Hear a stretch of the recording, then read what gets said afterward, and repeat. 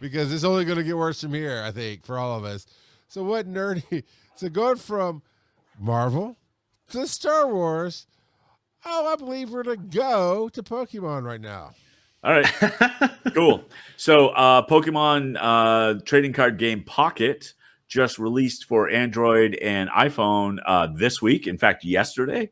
I had been playing it prior because I somehow got a hold of the New Zealand release. And it is a very fun, very quick game, kind of like on Marvel Snap type level, only maybe even a little simpler than that. The cool thing about it is you rip packs open just like you would in real life, and to the point where you can actually, once you rip the pack open, you get the stack of cards, and you can tilt the cards to see if you got any of the special cards, because you can see the border. So it gives all. You can even open them up with the front facing the opposite direction, so you can open them up backwards if you like, because some people do that, right?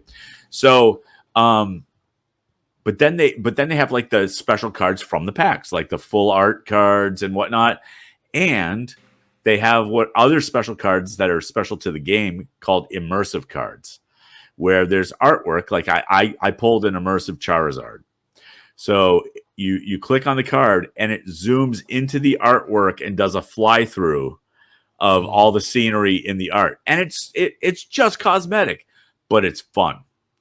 The game itself is a cut down version of the trading card game, if you're at all familiar with it, where you have one Pokemon as your active Pokemon, and then you have a 3-card bench, and that's it. And you've got all the regular cards from the packs. They only have one set in the game right now, but it's still very fun. It's a lot of fun. And the reason I tagged Android on this is because it won't run on most tablets, because they want you to play the full version of the trading card game on your tablet. Wow. So in order to play on a bigger screen, I figured a way to mirror my Android phone on my PC. So now if I want to stream that game, I can stream it directly from my PC, because it won't work in the emulators. It won't work in BlueStacks, because BlueStacks thinks it's a tablet or whatever. It doesn't work. Sure. So literally this solved a lot of other problems for me, because now I can stream literally my phone onto my computer. There you go. And run any app that I want. And hear all the audio through my headphones and everything. So it's great. So can you, with Android, can you control your phone with your mouse and keyboard? Yes. Okay, because I can put my iPhone onto my computer, but I still have to control it with my phone. Yeah. So complete mouse and keyboard interface. Nice. Yep. It's awesome. All the viruses from Russia. Not at all. But Kurt, do you still play the Marvel Snap? Barely. I played that so much that I got burnt out. So I am not getting burnt out on Balatro. I'm still playing the heck out of that thing. But Marvel Snap, I go back every now and then just to see what's changed, and a lot has changed. But I can't get sucked into that environment anymore. I hear you. But it's a great game. It's a great game. Time to really, I enjoyed it, absolutely. I just didn't have the time to stick with grinding it, and I might try this TCG Pocket, because it does sound kind of fun. But also Kurt was like, "Hey, it dropped today." It's like, stop! You already got me on Balatro. You already told me some other game I ignored intentionally. Yep. So there's a lot of really good casual type games coming out, and a lot of them are quote unquote roguelike, which just means infinite replayability is really what it is. And what I realized I should have done is wrote down the seeds of the ones I did beat on Balatro to then have them as a challenge. All right, I think this goes along with the Pokemon. Random Kid says, I'm nerding out about Nintendo music. Now, it might have nothing to do with Pokemon other than Nintendo company, but I'm going to read the rest of his comments and see what you guys say. I don't know anything about this. I'm loving having all the Nintendo music in my pocket. You need NSO, but still. I don't know what NSO is. Nintendo Switch Online. Yeah, I heard about this. It's a brand new app that Nintendo put out. As far as I know, it's just their music. But I think you can actually, there's a toggle that you can say no spoilers. So it, like event specific music won't play in games or something like that. I don't know to what extent that is, but yeah, I heard there's a no spoilers flag on it. But even then, so you can. I mean, but you can just YouTube the Nintendo Switch Online app on your phone. Or is he carrying the Switch in his pocket? I think it's on the Switch. I think it's in the App Store, so but you have to log in. Yeah, gotcha. And you have to log in with your Nintendo login, and you have to have Nintendo Switch Online. I think that's how that works. You pay for the yearly online access package, right? Yeah, which the cheapest one is like $20 a year. Yeah, it's cheap. Yeah.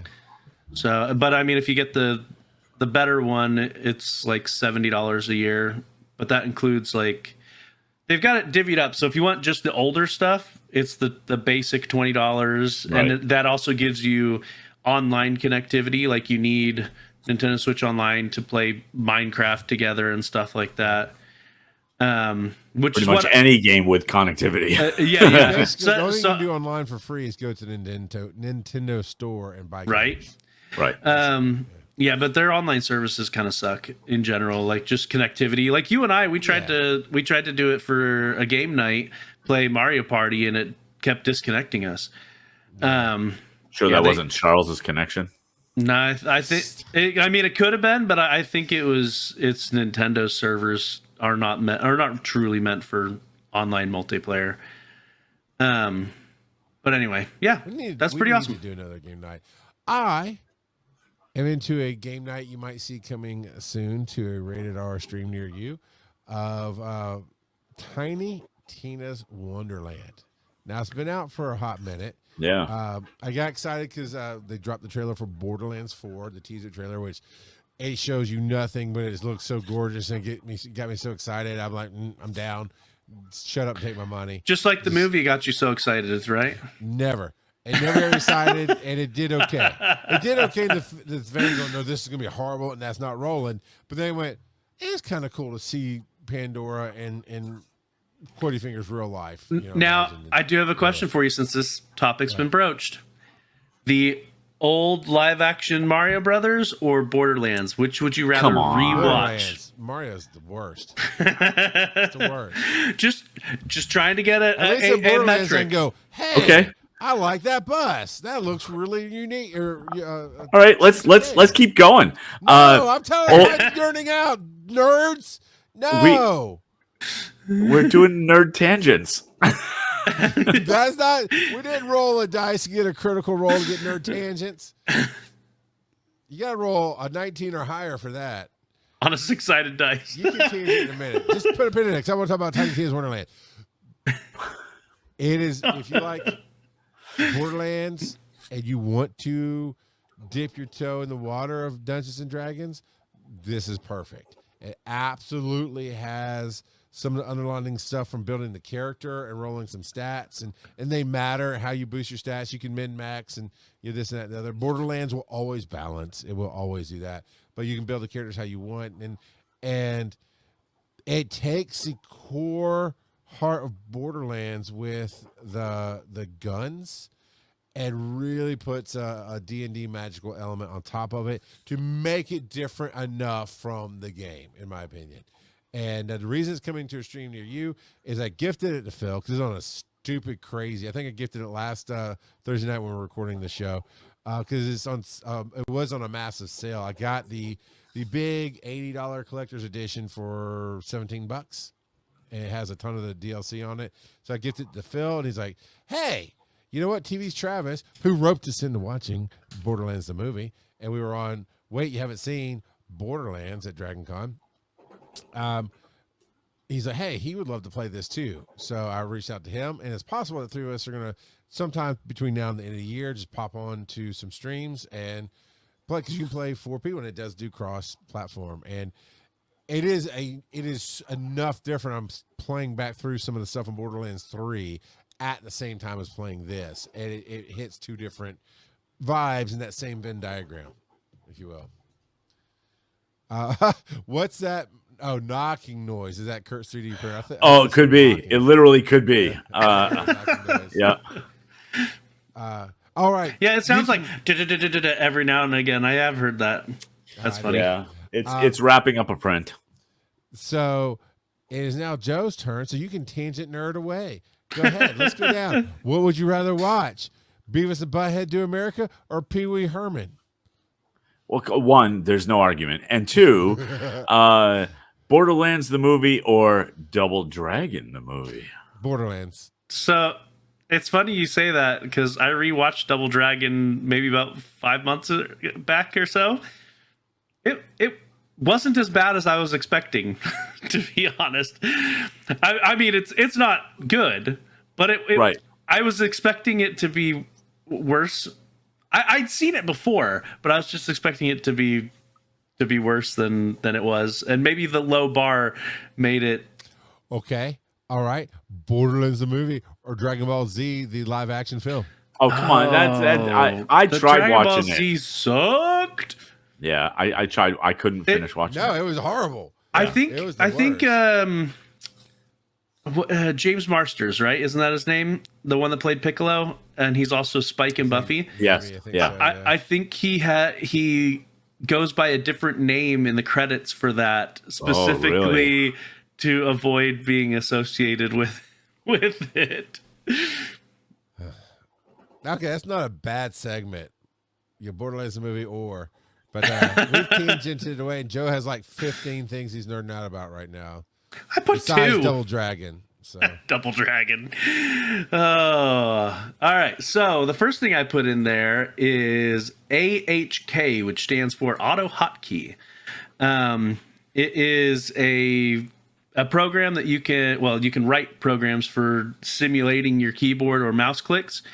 And so I've gotten into messing around with that specifically to do some grindy stuff on Final Fantasy VIII. I knew it. I knew you were hacking a game. I knew it. And so there is, once you get further in the game and you get some abilities, there is a sequence that you can do that you buy stuff from the store, you turn it into a different item, and then you sell the other item, and it makes you money, more than what you spent on it.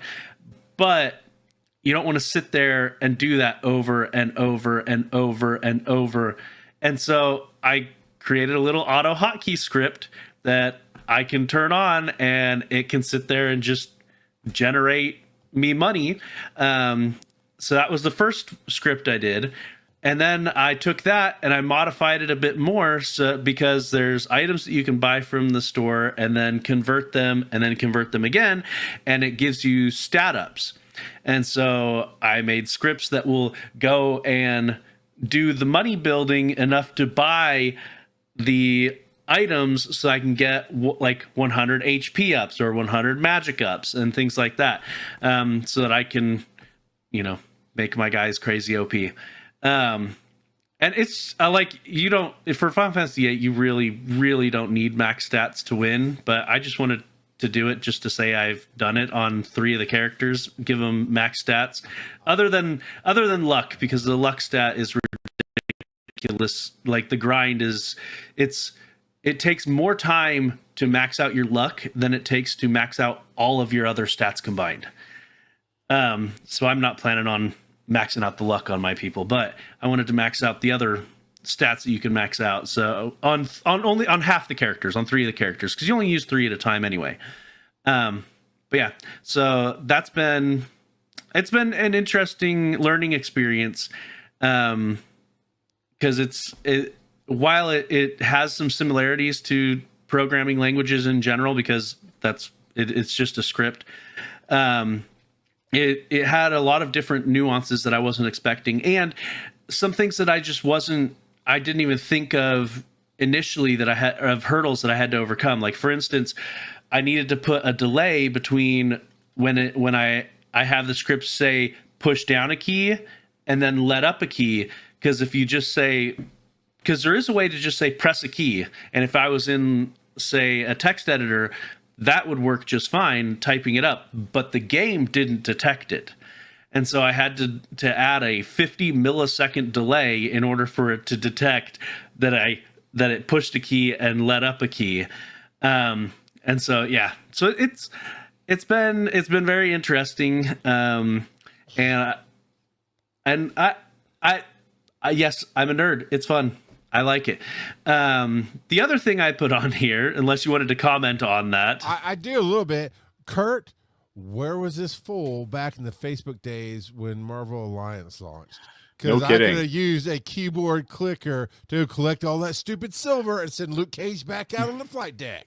So the thing is, though, tell me you didn't use that script that was available on Firefox only. I didn't, because at the time we were on the show. No, it was the thing when we were on the show, and I was like, we were building, Ib and I were building something new. And it was just me. I was like, one, I'm always worried that scripts like that will screw up my computer, and I hate having to reset it. And the other one was like, we were kind of setting ourselves up as the good guys in the industry, because Ib's the nicest guy you'll ever meet. Right. And he tried to make me better, and I just pulled him to the dark side. But I actually didn't, because I was just worried about it. I did use Puffin browser, which was technically like a cheap. I wanted to play it on my phone. Yep. So, but yeah. I ran the Firefox script to do the flight deck stuff because it made you a lot more money. Oh, I didn't want to get banned from my account either, in case, because that was always the threat. They'd find out, blah blah. Yeah. But Joe, I think you had another one. Yeah. I did. So that's it for the show, folks. Oh. People are knocking on my door. what a jerk! Trick or treat. You didn't bring me a treat, so I tricked you. You're not even supposed to be here tonight. Yeah, get out of here. So a few months back, Kelsey and I went through and watched the newer Planet of the Apes movies, and I had commented that she's never watched the older ones, and I was trying to figure out where to watch it. And at the time, none of our streaming services had it. I was even contemplating buying a box set on Amazon, but Are we talking about the new one or the 70s one? well, I'm talking about both. We watched the newer ones earlier. Now we wanted to go back and watch the 70s ones. Yes, gotcha. the late 60s, early 70s ones. But at some point, Hulu got all of them. And so we went through over the past 6 weeks or so and watched the five older movies. And yeah, they go really weird, especially number two. Number two goes super weird. You're muted yourself, Kurt. As soon as I started talking, I knew that. Is number two the one with the nuclear cult? Yes. Okay, seriously? That's what we're going to not cut out. We're going to not clip the line that going number two is super weird. That's the line we want to cut out. That's why I thought you were leaving first coming in with the joke. You're going to spike on him. No. Yeah. That number two was a spooky dookie. It's weird. It is weird. Kelsey, get your boy.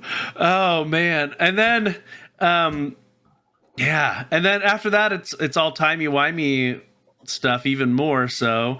And then I completely forgot that Charlton Heston, he's in the first one, and then he's only kind of sort of in the second one, and that's it. Yep. And then Ricardo Montalban is in a bunch, but well, not a bunch, but he's a prominent figure. So what about the TV series, Joe? I don't even know where to stream that. I have seen several of those episodes when I was younger, but I have no idea.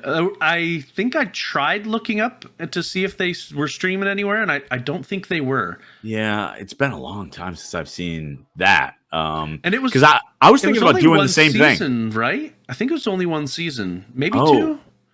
I don't even remember. I don't think it lasted long. The one scene that I remember from the series was the the astronauts teaching the apes how to farm properly, that they take the big corn and use that as their seed corn so that their crop continues to get bigger, because they had been using the small corn. So they weren't using the genetically superior corn as their seed corn to increase their crop yield. That's like one of the only scenes I remember from the TV show. And I think it was only one. It looks like it's only one season in 1974. Okay.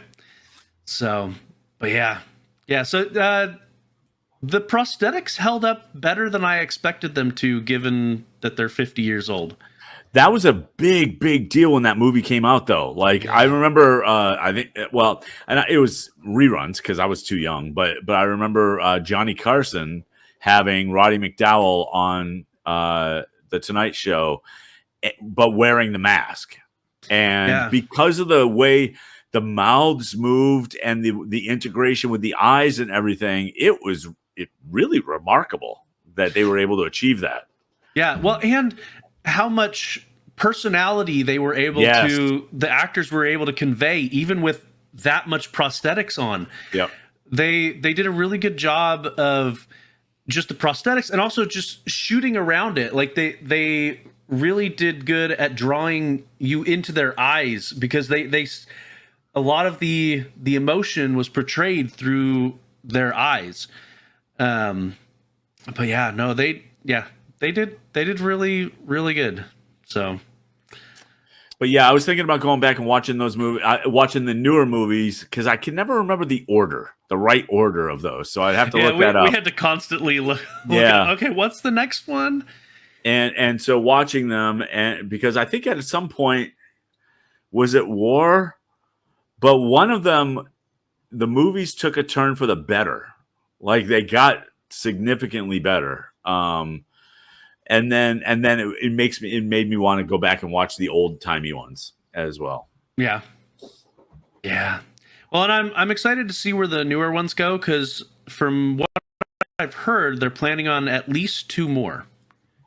Okay. So, because they were like, because they've done 4 so far, but there's that huge time gap between 3 and 4 on the newer ones. Yeah. It's like 200 or 300 years. Like it's unspecific, but that's the estimate. Okay. And so they said the first 3 is Caesar's trilogy, and then they wanted to do another trilogy post Caesar in the 200-300 year time skip. Okay. So last I heard, they're planning on 2 more of the newer movies, and we'll see where they go from there. Sweet.